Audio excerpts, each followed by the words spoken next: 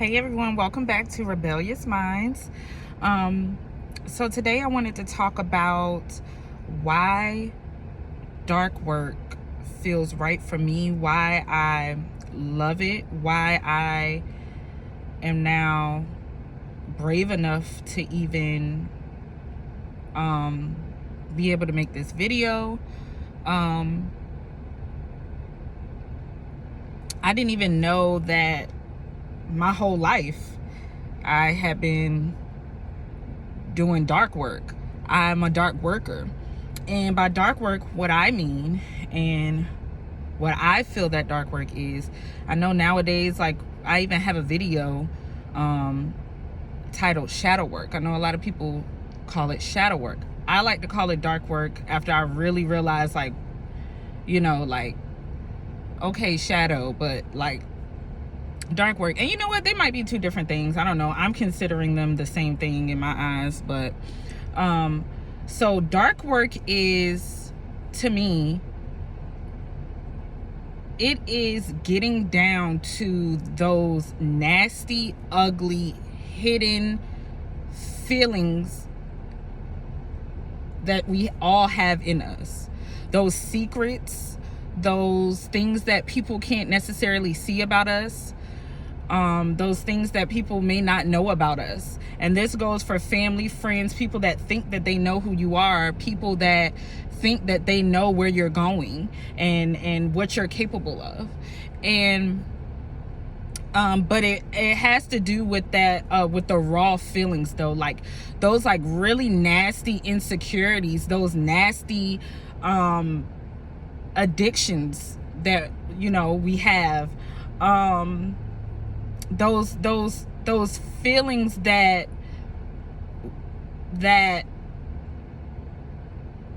have basically structured and molded us into how we may move now in life, how we may move around now as adults in life, as people. And a lot of people don't like to do the work, and that's what people mean. I know y'all have heard of people like always talking about do the work, but that's what that means. Doing the work means sitting down with your damn self and really figuring out and uprooting all that stuff that we have kept so hidden, so deep within ourselves, like in the pit. And I'm gonna say the pit of your belly, because it's like that's what it feels like for me when I know that something needs to come up, that I need to purge.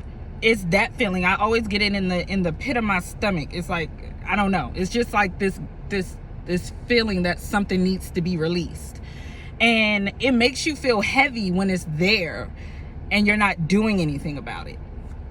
And so, I think it can be scary, because when you like really tap into that, you start to see like the shit that you've been doing so much in the flesh. Like, you start to really see how you've been moving out here and how you've been just so ignorant. And then again, it also, can show what you've always felt. Like, it can bring back memories. It can, what is the word I'm looking for? It can expose you for who you really are. And it's not an easy process at all. But I'm gonna tell you something. All of my videos that's on here before this, and before like maybe a few of my like most recent videos, those were all videos of me healing, in my healing process. And I thought about that today. Those were all me doing dark work. And no, I didn't record every single moment of the process of doing dark work. And I feel like I do dark work every day because I'm always trying to release old shit. I mean, it's so much embedded in us, like even from like times lives that we don't remember, you know? And like it's literally in our blood.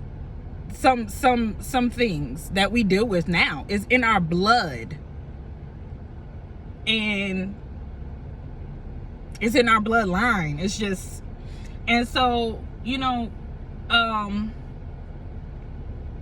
I decided, and I made the choice one day, because I got tired of feeling heavy. I used to be so insecure about myself. I literally was insecure. I literally wanted, as far as what my mom tells me, I wanted to look like a white girl at one point in my life, because I thought that that's what pretty was when I was younger. I thought that's what pretty was. I thought that's what beautiful was. I thought me being lighter skinned, and this is just an example, me being lighter skinned, having longer hair, and just, you know, I thought, because of how society around me, because of how I looked at society, and because of how society projected those things out to us, and still do to this day, I thought that was what was better. I truly did. And I lived with that feeling for so long, for years, literally years. I've lived with that feeling. I'm 30 now, and I like am just releasing, like I'm very fresh to this still, and I'm still learning, and I plan on learning for the rest of my life until it's my time to go.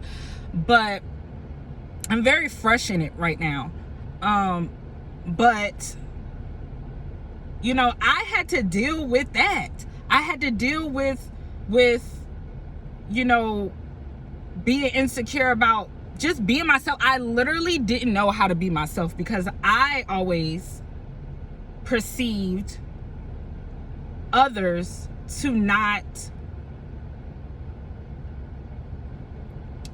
I always perceived myself as the bad guy.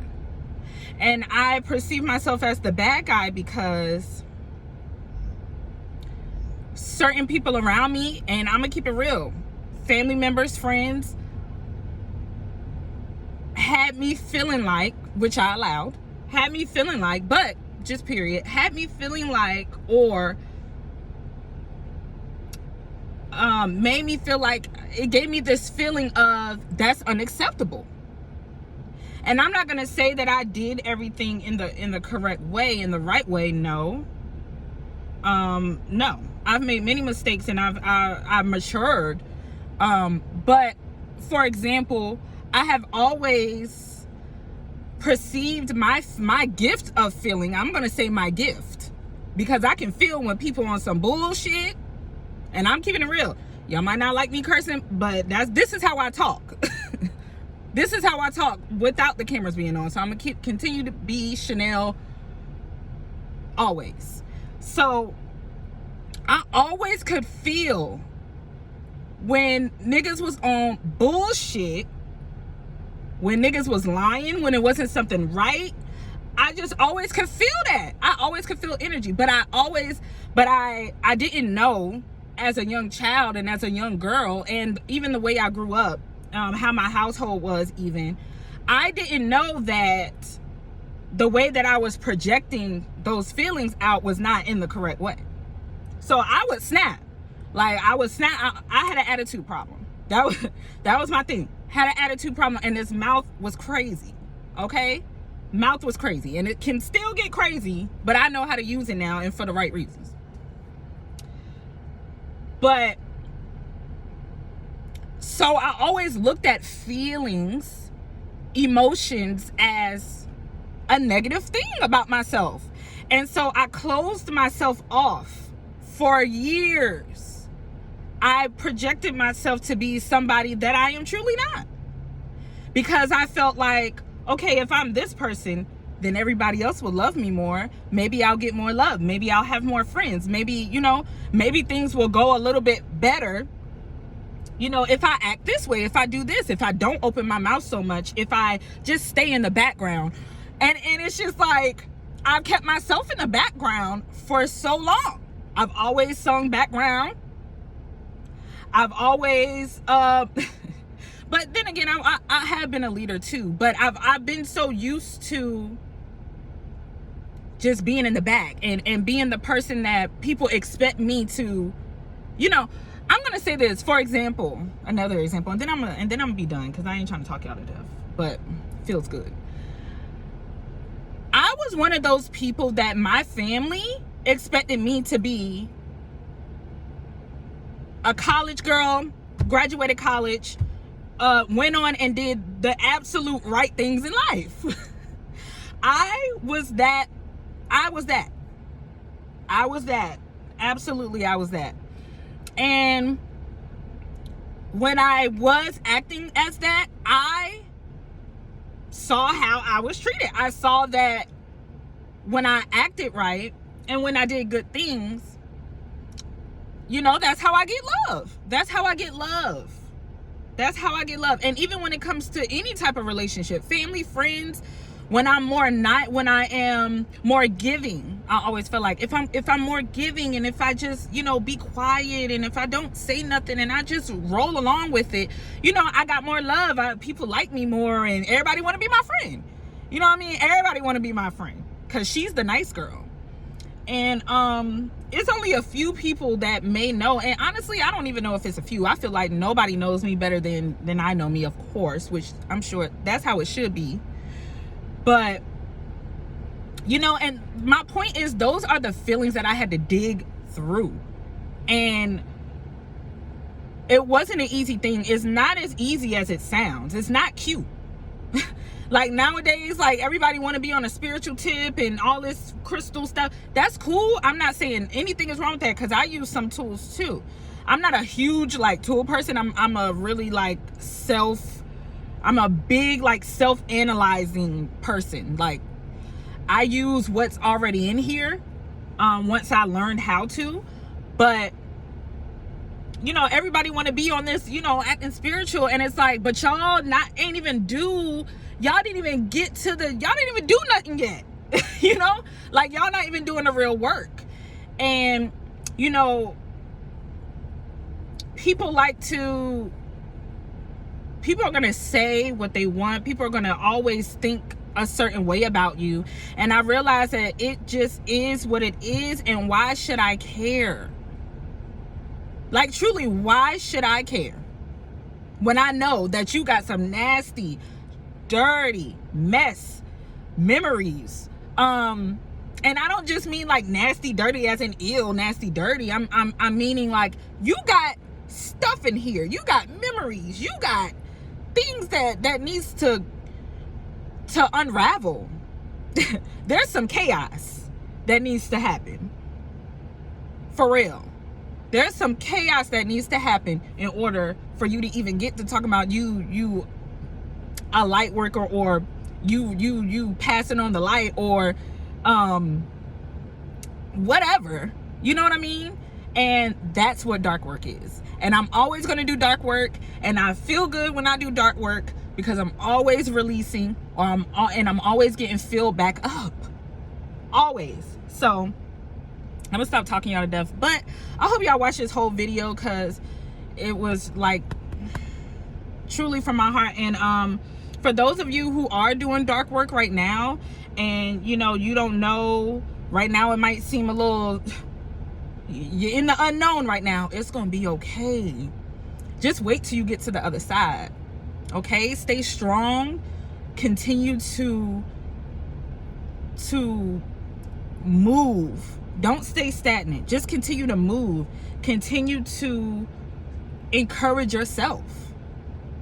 Continue to depend on yourself. Continue to trust spirit. And you will get through this. I promise you will. And it's going to be a beautiful life. Okay? There's a song by Moonchild. This is my last thing. It's a song by Moonchild. And she says, the grass is always greener on the other side. And you know, we grew up in society saying the grass ain't greener on the other side. Yes, it is. Yes, it is. So I'll see y'all next video.